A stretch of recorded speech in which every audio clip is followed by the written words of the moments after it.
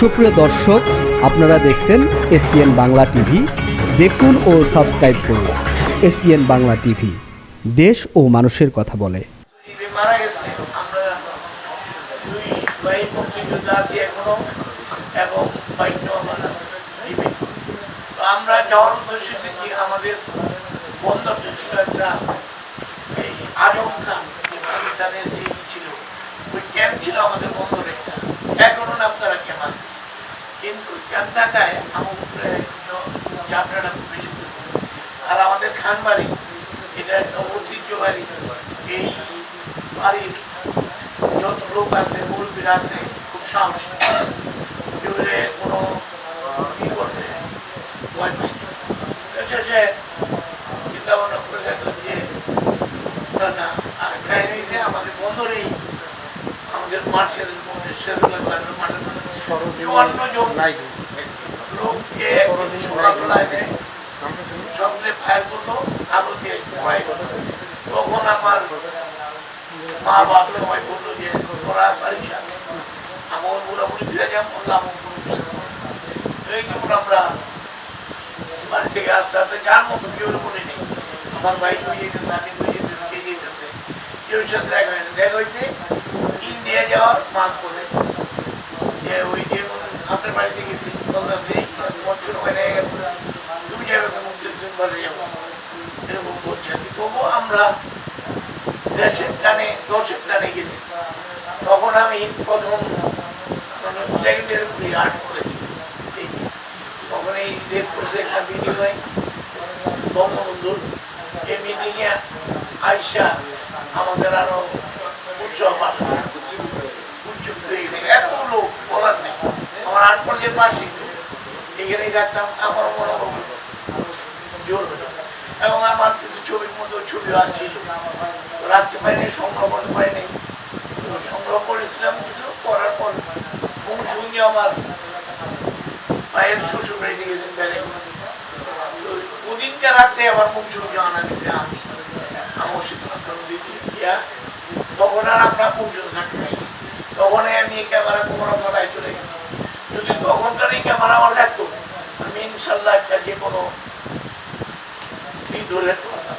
শক্তি, মুক্তিযোদ্ধা, অনেক লোকের মারা ছবি ছিলাম, অনেক লোকের ইয়ে ছিল, যেখানে যেখানে মারছি মিলিটারি ছবি, অনেক কিছু ছিল। একটা কাহিনী বলি আর কি।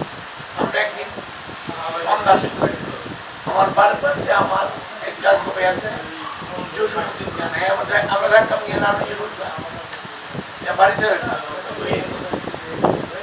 সন্ধ্যাবেলা আমরা একটা বন্দরে একটা বট গাছের নিচে আলাপ আলোচনা করতেছি। এর মধ্যে ওই রাজাকার বাহিনীকে আমরা যেন খবর পাই, যে ওইখানে আশরাফ খানকে দেখছি, জসীমউদ্দিন খানকে দেখছি, আরো কতজন মুক্তিযুদ্ধ আছে আনা দিতে। আমরা ভাবি নেই যে এইখানে আরো রাস্তার পাড়ে বট গাছ উপরে তুলে শুনি যে এই আশরাফ খানকে ধরে মামলা গেল দিতেছে। তখন আমরা দৌড়ে গেছি, দৌড়ে যেতে অনেক দূর গেছি। যাওয়ার পর সেটা আমি যে মারা গেছি আমার সঙ্গী, এরা বললাম যে আপনি দৌড় দিয়ে যে আপনি ওয়াল সিএটি ওয়াল আছে, ওয়াল টপ দেখেন, আস্তে আস্তে বলি আর দূর কত মতো রয়ে গেছে। আমি করছি কি ওই ওয়াল দিয়ে টপ করে পর চলে গেছি। ওই পর চলে গিয়ে একটা এই ওয়াল দিয়ে আমার আমার বাড়িতে গেছি, গেছি সবাই চিন্তা করে গেছে এই মাত্রটা বাড়ির উপরে গেল। তারপর সেটা আমার বাবাই বললো গিয়ে আমি তোরে নিয়ে যাবো না, তোরে নিয়ে যাবো সকালবেলা ওইখানেই ছিলাম। অনেক কাহিনী মেয়ে দেখলাম যে আমার যে ধরে নিতেছে, আমি পাঁচতলা বিল্ডিং করে ওইখানে দেখতেছি যে নিয়ে যেতেছে বলার মেয়ে পাড়া দিয়া 3-4 জন এলাকার মিল্লা রিক্সা ওই যে নিয়ে আমার বাড়ির সামনে লাইট পোস্ট আসছে, ওইখানে একটা ফায়ার করে পুরো লাইট বন্ধ করে ওই এলাকা। তারপর নিয়ে গেল, তখন আর জানলাম না তুমি গেল।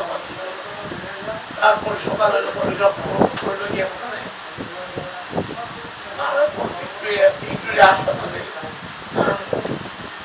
হাসপাতাল নেওয়ার পর আমরা আবার মুক্তিযোদ্ধা 8-10 জন মিলে দেখতে গেছি। বলে ওদিকে 2-3 জন রাজাকার আমার পরিচিত ছিলাম, ওই যে গাড়ি দিতেছে আমরা তো যাবো তখন দিকে আমরা চলে এলাম চলে পরে আমরা বাইরে চলে যাওয়ার পর আস্তে আস্তে আসলাম দেশ তখন তার স্বাধীন হওয়ার 2 দিন আগে আমরা বন্ধ রাখছি তখনও আর ওই যে রাজা যারা আসলো পাকিস্তানি এখনো আমার পুরো চলে আছে ইন্ডিয়ার কি হয়েছে দল হয়েছে আর শেষে লাস্টে পড়াশোনা পারে চলে গেল আমরা দিচ্ছিলাম আমরা বন্ধ ছিলাম 15টা অবস্থানের কাছে আইসে দেখি কিছু লাভ করেছে ইন্ডিয়ান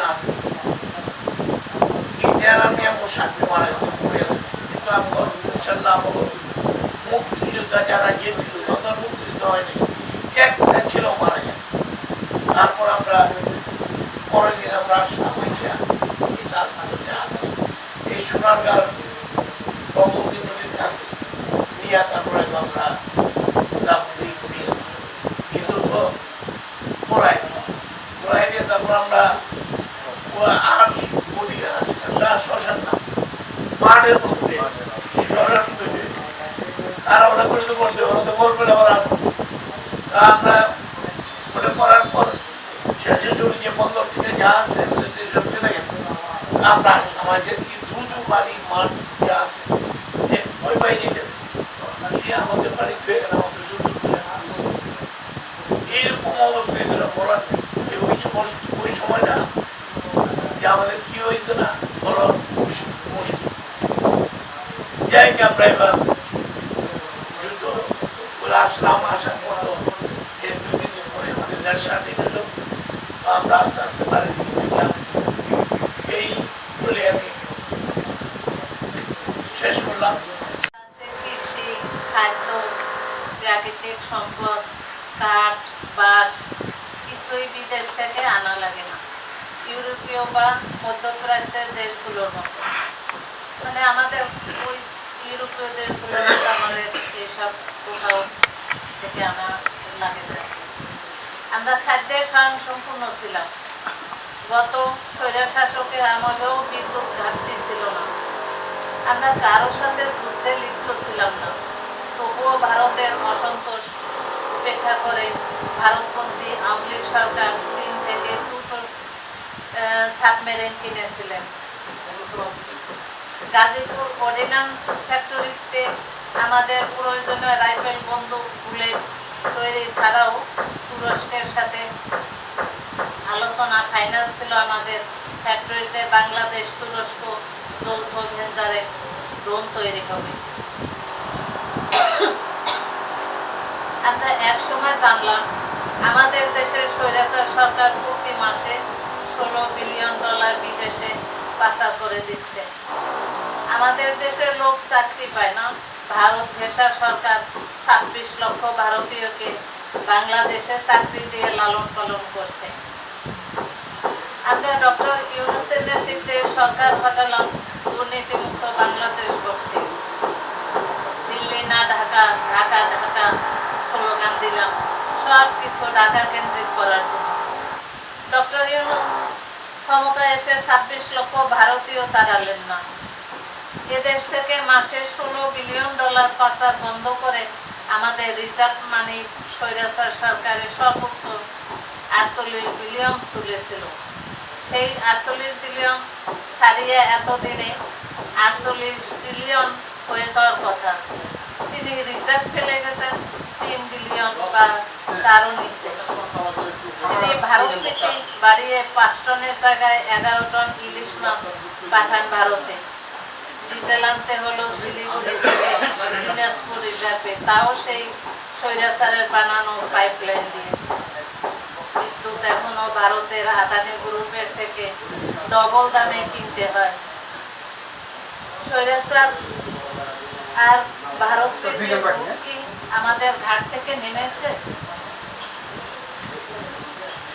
বর্তমান সরকার দুর্নীতিমুক্ত হতে হলে স্বৈরাচার এবং ডক্টর ইউনূসের পদ ভারত প্রীতি ছাড়তে হবে শুনেছি 6 টাকা আদানির বিদ্যুৎ ইউনিট কিনতে স্বৈরাচার তার ভিতর আধা ছিল স্বৈরাচার সরকারের আধা আদানি বিদ্যুৎ মূল্য ইউনূস আদানি বন্ধ করলেন আমরা খুশি হলাম। আর নয় বিদ্যুৎ দুর্নীতি। আবার তিনি আদানির বকেয়া মিটিয়ে নতুন চুক্তি করলেন 12 টাকা 50 পয়সা সংগ্রহ। এখানে ডাবল করার অর্থ কি? নিশ্চিত চুরি। এসব বর্তমান সরকার নিশ্চয় বন্ধ করবেন এবং দুর্নীতির বড় বড় কাজ যা আমি উল্লেখ করলাম তা সরকার নজর দেবে। স্টক এক্সচেঞ্জ শেয়ার বাজার থেকে স্বৈরাচার কত কোটি খেয়েছে শুনেছি।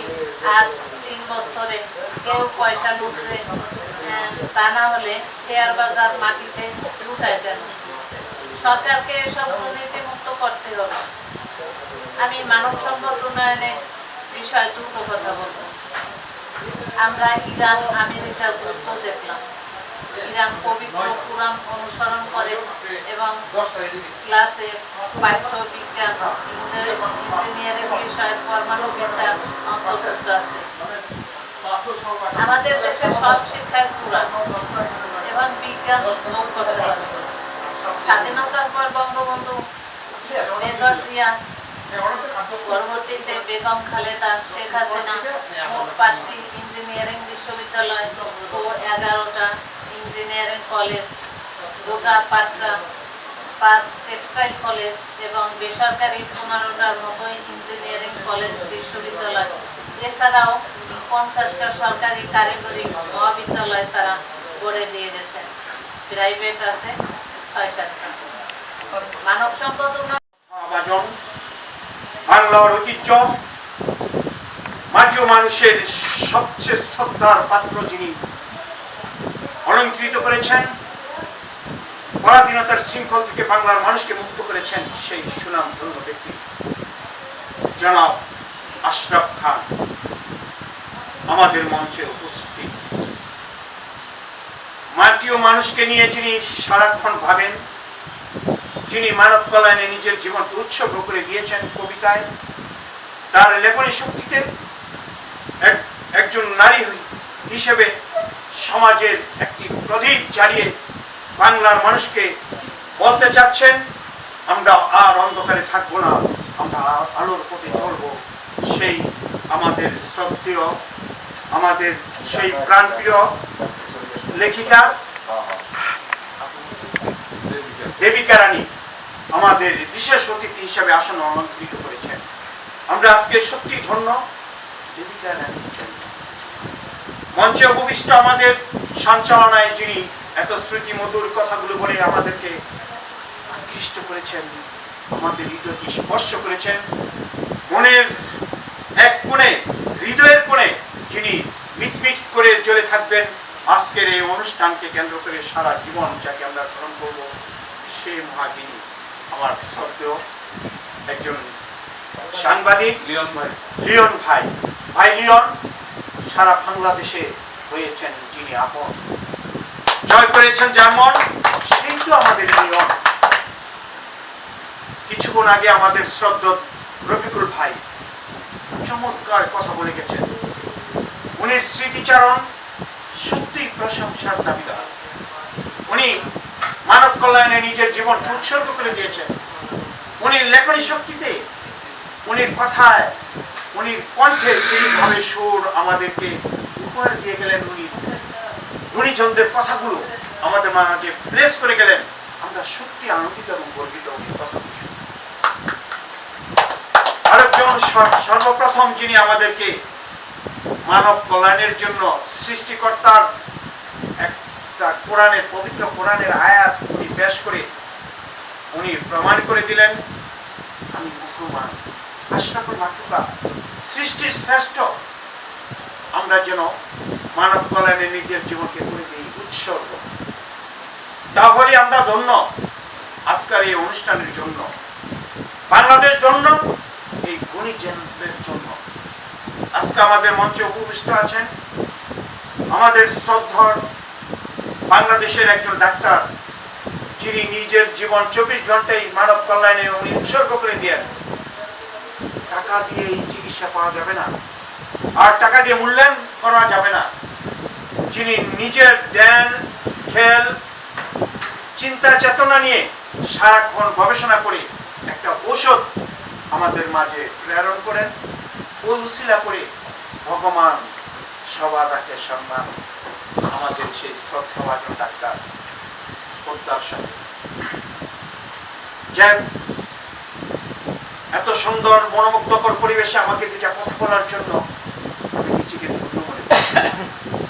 নিজেকে ধন্য মনে করছি এই জন্য যে জীবন যেন যায় কল্যাণে। তাহলে আমাদের জীবনটা যদি আমরা কল্যাণে ধন্য করতে পারি, আসলে মানব কল্যাণে উনি মহৎ, যিনি তার নিজের জীবনকে উৎসর্গ করে দিয়েছেন। আমি আজকে এই অনুষ্ঠানে এসে সত্যি আনন্দিত এবং গর্বিত। আমার সাথে আমাদের সেই বীর মুক্তিযোদ্ধা আমাদের মাঝে চলে আসছেন, আমাদের অনুষ্ঠানটাকে এত বড় মহৎ করেছেন। হ্যাঁ, আমরা গৌরবান্বিত, আনন্দিত এবং ধন্য শুধু মুক্তিযোদ্ধার জন্য। হয়তো কয়েকদিন পর আমরা এই মুক্তিযোদ্ধাদেরকে পাবো না। স্মৃতির পাতায় শুধু লেখা থাকবে আমাদের নাতি নতুনরা, আমাদের সন্তানেরা জাদুঘরে গিয়ে তাদের স্মৃতিচারণ করবে। আর আমরা এই জন্য ধন্য, আমরা আজকে কাছে পেয়েছি একজন বীর মুক্তিযোদ্ধাকে, যিনি পরাধীনতার শৃঙ্খল থেকে বাংলার মানুষকে মুক্ত করেছেন, যৌবনকালে নিজের জীবনকে উৎসর্গ করে দিয়েছেন। মা বাবা তাকে বাধা দিয়ে রাখতে পারেন নাই। ভাষা আন্দোলনের জন্য, দেশকে রক্ষা করার জন্য নিজের জীবন উৎসর্গ করেছেন। অনেকেই 7.5 কোটি বাঙালি, ওই সময় ছিল 7.5 কোটি বাঙালির জন্য 30 লক্ষ শহীদের বিনিময়ে আজকে আমাদের এই বাংলাদেশ, 2 লক্ষ মা বোনদের ইজ্জতের বিনিময়ে আমাদের বাংলাদেশ। আজকে বিশ্বের মানচিত্রে আমরা মাথা উঁচু করে দাঁড়ায় বলতে পারি, আমাদের একটা পতাকা বিশ্বের মানচিত্রে ফুটফুট করে লাল সবুজের পতাকাটা যখন উড়ে আমরা গর্বিত এবং আনন্দিত।